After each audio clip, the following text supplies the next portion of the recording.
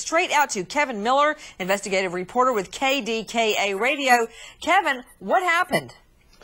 Nancy, right now the Fayetteville Police, that is the police department right outside of North Carolina, charged with the jurisdiction in this case, are investigating this incident involving the specialist who was murdered at this hotel.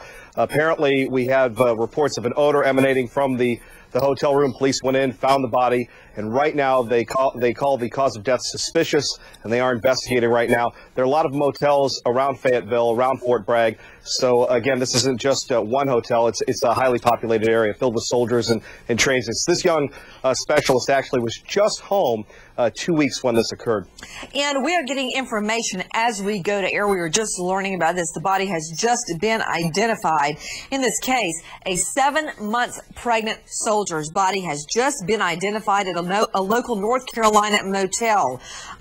It wasn't even realized that she was dead in her room until an odor emanated from the room. What else do we know, if anything? This is all just breaking as we go to air.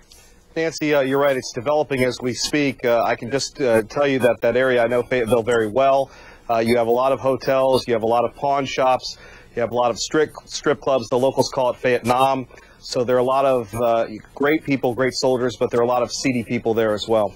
Did she first get here 2 weeks ago, or was she coming back? Nancy, from what we can tell, she was on a 3-year deployment coming back from Germany. Usually you go to basic training, then advanced training, then you go to your deployment. She was deployed in Germany. She was coming back for her next duty station, which was Fort Bragg, North Carolina.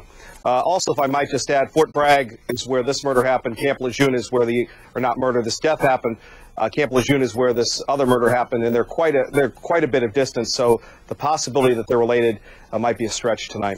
What about exes? Do we know anything about that? Nancy, we don't know anything at the time, but I will say this. The folks in Fayetteville will count on the state police in Raleigh, which is about 90 minutes away, so they'll have additional resources. I expect them to really work hard on this case and to use the resources of the state police in Raleigh. Well, I certainly hope so. A little 6-year-old boy dead, not wearing a seatbelt. Talk to Kevin Miller with KDKA. What happened? Well, what happened here, Nancy, is you have a sympathetic judge that gave Aaron Howard a 24-hour furlough to go from Erie, Pennsylvania to Hamilton, Ohio, about a 6-hour drive. The conditions of it was that she was supposed to be back within 24 hours. She didn't show up. The police in Erie got suspicious. They contacted the folks in Hamilton. They found out that after the funeral, after the service for her 6-year-old son, she was found at a bar called Tailgaters having a good time. Apparently, her husband, or maybe it was her ex-husband, Kevin Miller, is the one that told authorities where she was? It was the father of 6-year-old Samuel, Nancy, and she does have another child by another man, an 8-month-old daughter, and another son who we don't know who he's staying with, but she has more kids than dearly departed Samuel. Basically, she was very polite, said sir and ma'am, and not only was she drinking the Seagrams and the root beer, but admitted to smoking marijuana beforehand. Just to take the edge off. A little Seagrams, a little root beer. She was about 1.39, nearly twice the legal limit. To Nanette in Michigan. Hi, Nanette. Hi, Nancy. What's your question, dear? I was wondering if she was supposedly let out of jail to attend the funeral with her mother. Where was her mother when she was at the bar? Where was the mother, Kevin Miller?